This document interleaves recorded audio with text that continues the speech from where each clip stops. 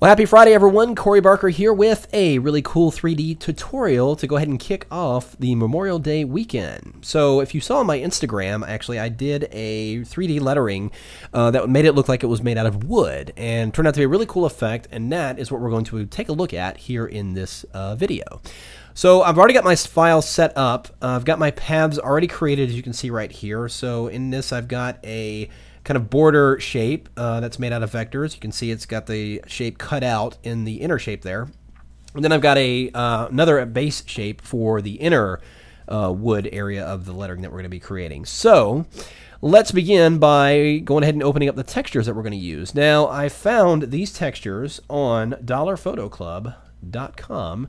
Really cool stock image website. They got a lot of really great images to be able to use here. So this is one we're going to use, and we're also going to be using this one here. I needed to have a kind of more finished wood, and this was the only one I could really find because it's this kind of like cooking board here.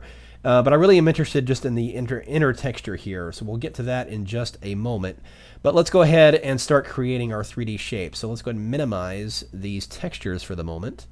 I like to go ahead and create my shapes, my 3D objects, with base colors like a 50% gray or something like that, so I can get the shape and look right, and then I go and apply the textures after that. So I'm going to go ahead and create a new blank layer and give it a 50% gray fill, and then we're going to go ahead and create a 3D shape based on path 1 here, which is that outer border shape. So I'm going to go ahead and select that path, go into the 3D menu here. Let's make sure we have that layer selected as well, and then we'll go to 3D. New 3D extrusion from selected paths. And you can see it goes ahead and extrudes it. And I'm going to go ahead and rotate my current view, which is the camera. And if I just rotate this around, you can see it's got the extrusion, and it knocked out that inner shape based on the way the path was set up. So that looks pretty good. So I'm going to select the object here in the 3D panel, and let's open up the properties panel. We're going to need that as well. And the first thing is, of course, I'm going to need to adjust the extrusion depth here. It's a little too deep, so we're just going to knock that down to around 300, I think will be good. We can always change this, of course, but we'll go ahead and start with that and see what we get. So got that shape set up, so let's go ahead and bring it back to the front view there. And I'm just going to zoom in here a little bit because I want to add a little bit of a bevel on this shape here. So I'm going to go ahead and select that shape layer there. Let's go ahead and hit the cap section, which is the third tab at the top here of the properties panel. And let's go ahead and set our width. Let's go a little bit higher than that. Let's do like 10. And let's just kind of rotate it around so we can see what we've got there. 10 seems a little small still. Let's go up to more like 15. Yeah, I think I like that. Again, we can always change this, so if we don't like it or need it to be a bigger bevel. Now, one thing else I'm going to change on this bevel, I've got it set to a 15 width, but I'm also going to change its contour here. I'm actually going to use a preset. And if you just click on this little menu, this little sidebar right here, and you get this menu of different profiles, I'm going to use the first one in the second row here to give it more of a rounded edge, as you can see right there. And if I rotate my view around, you can see it's a less sharp and more rounded, refined edge there. And I actually think I'm going to go ahead and make that a little bit bigger extrusion, or bevel width there. Let's actually do like 20. Yeah, that looks good. Okay, so my bevel's set to 20, and I've got that rounded corner edge, so our shape is looking pretty good. So bring that back to the front-facing view there. And that shape is done for the moment. So now let's go ahead and create the other shape, which is the inside shape of our X shape here. So I'm going to go ahead and create a new blank layer. Once again, fill it with gray. Actually, no, let's do a different color. We'll do a slightly darker gray just to differentiate the two elements here. So again, I've got path 2 selected this time instead of path 1, and I've got the new layer selected. So once again, we're going to go ahead and do 3D, new 3D from a selected path, and as before, it goes ahead and extrudes the element, and just like before, we need to go ahead and drop the extrusion depth down. I'm just going to make it a little bit smaller than the shape we did a moment ago. We set the other one to 300. Let's just do this one at around 200. And we'll bring that default camera back to front-facing view there now. So now what I want to do is merge these two elements together. Notice they are still two separate 3D layers here in the layers panel, but we need them to be one 3D layer. So with that top layer selected, I'm simply going to press Command or Control E, and it will merge that down just like it would any other layer in Photoshop. However, in this case, because they're 3D layers, the elements are still separate here in the 3D panel. And notice there's layer 1 and layer 2 right here. And we can edit them differently, or separately still, because they're in the 3D panel. But notice in the layers panel, it's now back to one 3D panel, or one 3D layer. So now it's just one large element there. Pretty cool. So now let's start adding our textures to our object here. So let's go ahead and do the inner shape first. So we'll go ahead and get that dark texture right here. And I'm going to go ahead and do a Command A and select all and just copy this to the clipboard by pressing Command C. And then we'll jump back in here and just, the objects are content sensitive, so if I click directly on that inner shape, it goes ahead and selects it here in the 3D panel. And what we want to edit here is actually the layer 2 front inflation material. So highlight that. And then over here in the properties panel, what we're going to do is go to the diffuse property right here. And I'm just going to go ahead and make this, I'm going to go ahead and make a new texture. And I'm going to make this texture 1500 by 1500 pixels. And then we're going to jump in there and edit that texture and paste our wood texture in there. Just press Command V to paste it. Now, it's a large res texture file, so we need to scale it down a little bit. So I'm going to press Command T and then Command 0. And that's going to expand the document so we can see the bounding box of, or the transform box of this texture. So I'm just going to take this and hold down the Shift key and just drag this in until it fills in that area there. So go ahead and press Enter to commit that change, and then we'll close it, save the changes, and there is my texture on there. Now, the texture itself looks pretty good on that surface, but if we wanted to adjust it, you could adjust it by moving around the UV properties on it. So if I set the default view again, and then let's select that inner object, go back to the front inflation material, and then that same diffuse property where we went to create the new texture, instead of choosing Edit Texture, let's choose Edit UV Properties. Now here, what we're going to want to do is adjust the positioning. You've got a number of different options here when it comes to adjusting the positioning of the texture. You can adjust the scale, the tiling, and even the offset, which is basically the position of the texture on the 3D object. So you can actually do this a number of different ways. You can actually highlight the number and input a specific number. You can use the slider right here. And there's also scrubby sliders here on this object, as you can see right there. But if I go in here, I've actually got some settings that I've already used. I'm actually going to set this to 85. And you'll see the wood grain get a little smaller inside of that area there. So the texture is looking pretty good. And again, you can use these scrubby sliders and just see those adjustments as they go. See, like that. I can see that texture pretty well. So I think I like that one pretty good. So go ahead and click OK. And I'll just go ahead and take my current view and move that around. And that inner texture looks pretty good. Now, we'll come back to that in a moment because I want to add a little bit more dimension to that. But let's go ahead and start dressing the outer shape with the other wood texture that we have here. And that would be this one right here. Now, again, as I mentioned, I do not need the outer elements here. I just like the inner texture of this wood grain. So I'm going to go ahead and take my rectangular marquee tool and just draw a selection over that area itself. And we'll go ahead and copy that to the clipboard. And then we'll jump back over to our image, and let's go ahead and select our outer shape, which is layer 1 right here. And you can actually double click these and rename them. If you have multiple 3D objects in a 3D layer, you can go in here, just double click on it and just rename it so you can have a better understanding of what object is what, because if you have layer 1, layer 2, layer 3, it can get pretty confusing. And that's when you have to go and select the object and then when it highlights in here. So just a little tip. But we want to adjust the texture on here. So I'm actually going to select layer 1 front inflation first, which is the front face here. And we're going to go and do the same thing we did before. I'm going to go ahead and create a new texture, same size as before. We're going to do 1500 by 1500. And then we'll once again go in there and edit that texture, paste the wood texture we're using, and again pressing Command T, then Command 0, and then we're just going to scale this to fit. inside of the overall area there, like that. Now that outline you see in the middle there, that's actually the UV overlay indicating where in the texture this image is showing up. So just give you a good idea of the placement if you have very specific placement on objects. So I'm going to close that, save the changes on that one, and there you can see that texture on the front face. Now this texture obviously is very large on this surface as well, so we're going to need to adjust the UV properties on here.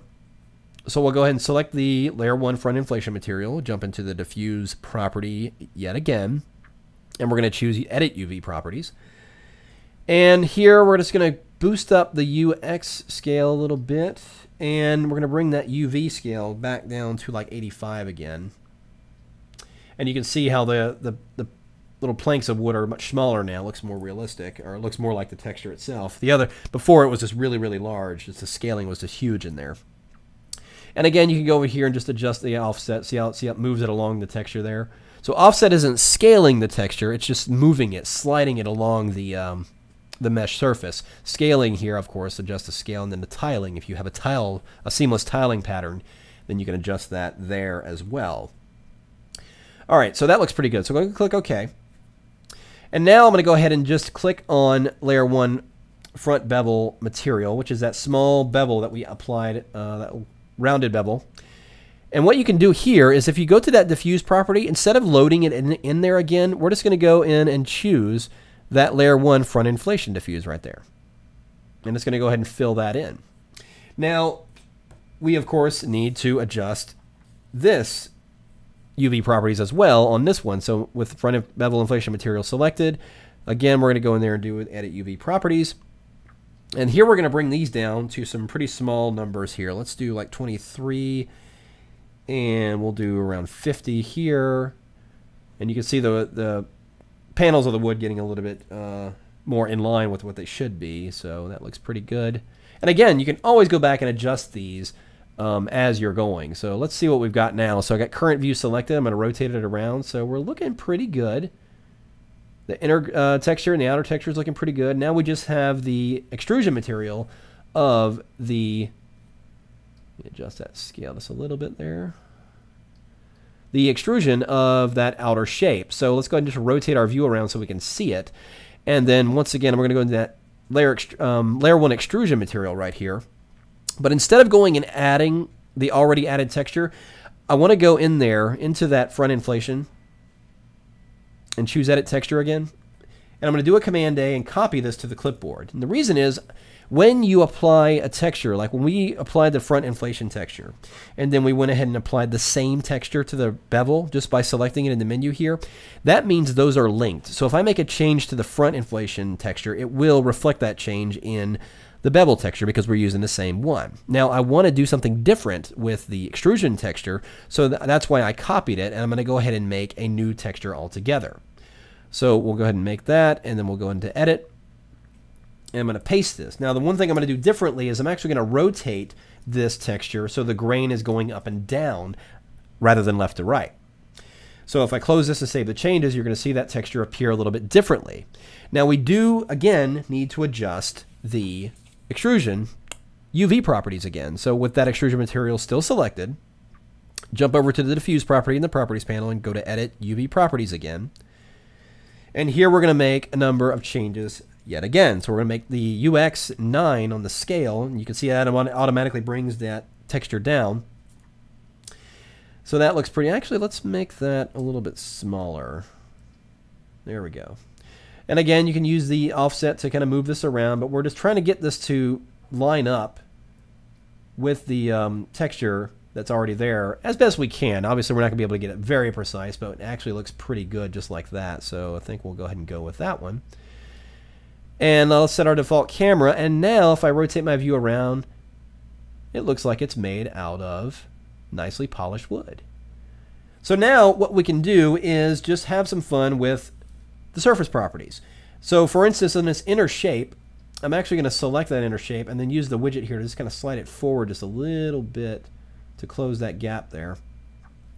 Now that front inflation of the inner shape there, I'm going to go and select that front inflation material. And in here, so if we go into the diffuse property, we know that we're using this wood texture for that front face. Now I want to use that same texture to create a bump map. So if I go further down in the properties panel here, you're going to see a setting for bump right here. If I go over to this menu, we're going to go ahead and choose the layer 2 front inflation material right there. Now it's going to use the light and dark values to create depth in that texture. Notice what it did there? So if I move this around, we can actually see that wood texture got rougher. It actually feels like you could, when you touch it, it'll actually feel really rough. But now I'm not going to do that to the outer shape because that's more polished wood. Like I said, I wanted a more finished wood look on the outer shape and then a more kind of rugged, rough wood look on that inner shape there. So that looks pretty good.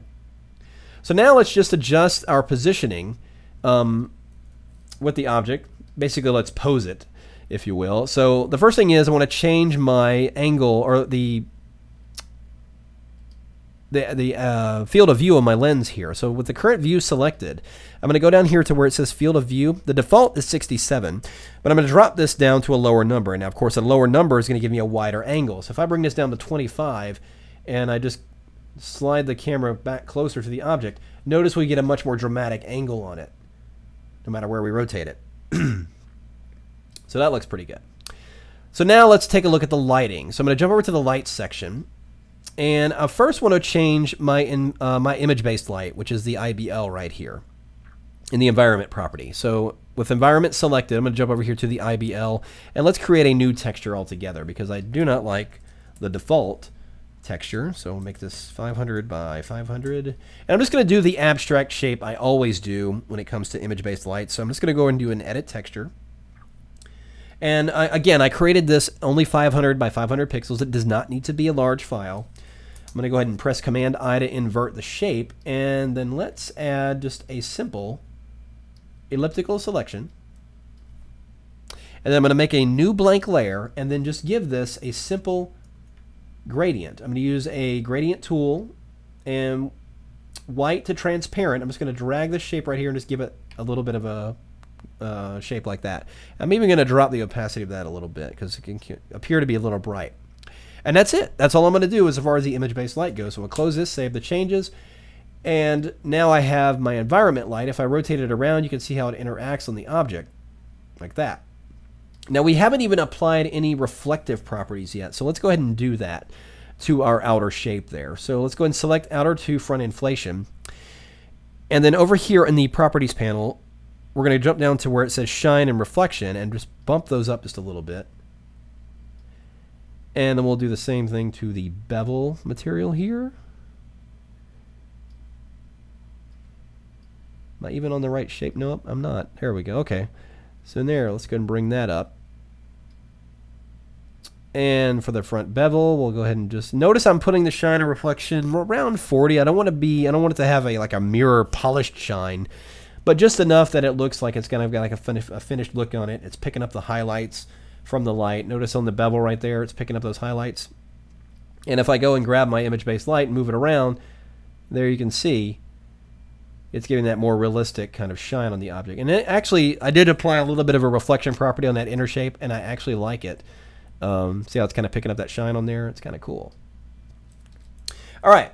So now, finally, let's finish up with the lighting. So I'm going to jump over to that light section. We applied our environment image-based light. We have an infinite light applied by default, but you might want to go ahead and play with different lights that you have available here in the properties panel. And you go into the type menu here, and you'll see that you have infinite light, but you also have point and spot. I like the point light. It shines light in all directions, but you actually get a really more dramatic effect. Let's use the 3D tools to slide this around, but you see how you get this kind of really dramatic lighting effect like that on an object like that. Now I'm just going to boost the intensity just a hair, so I'll nudge it up here. So there's a light on that. Now I want to see more of the side over here, so I'm actually going to go ahead and add a second point light. And there it is right there. And let's change the color. Let's actually give this more of a blue cast to it. And let's just maneuver that to where it's kind of off to the side and behind the lettering. And you can see that blue light shining on the edge of the text there. There we go. And then let's go back to that environment property and then go down here where it says ground plane right here. And it's got a shadow applied by default, but we're on a black background, so you really can't see it anyway. But what I am going to do is apply a reflection. So I'm going to go ahead here to the reflection opacity and bring that up to 50%. Well, you know what? Let's do a little bit higher. Let's do 75. There it is. And we'll add a roughness value of around 5 so it doesn't completely mirror it. But what you can do now is go ahead and grab your current view. Well, now that reflection really shows up there. Let's actually drop that down to 50 again. There we go. So now if I grab current view and move this around with the lighting, the camera angle, and the texturing, we've got a very realistic looking wood finished text there that we can have some fun with doing multiple letters. You can do all kinds of different things with this. You can actually go ahead and save these as preset textures as well. If I go and select that front inflation material of the outer shape, you can click on here and just go ahead and save a new material preset, and you can apply it to future objects that you might create that you want to get the same wood effect on. But you can see how quickly and easily you can do all that just right here inside Photoshop. And once you have it ready and in a position you like, we'll go ahead and do a render. I'll press Shift Option Command R, and you'll go ahead and see a progression of it doing a render of the object. Now, given the speed of your machine and the complexity of the object, it could take anywhere from 30 minutes to a couple of hours to go ahead and fully render the object. But there you have it. Creating wood letters entirely in Photoshop. I hope you guys enjoyed it. Drop any questions over at my Facebook at Corey. It's facebook.com/CoreyPS3D. And if you're watching this on YouTube, go ahead and subscribe to this channel if you haven't already for future tutorials. And of course, you can see more of my more comprehensive courses over at Kelby1.com. You guys take care. Have a great holiday weekend, and we'll talk to you soon.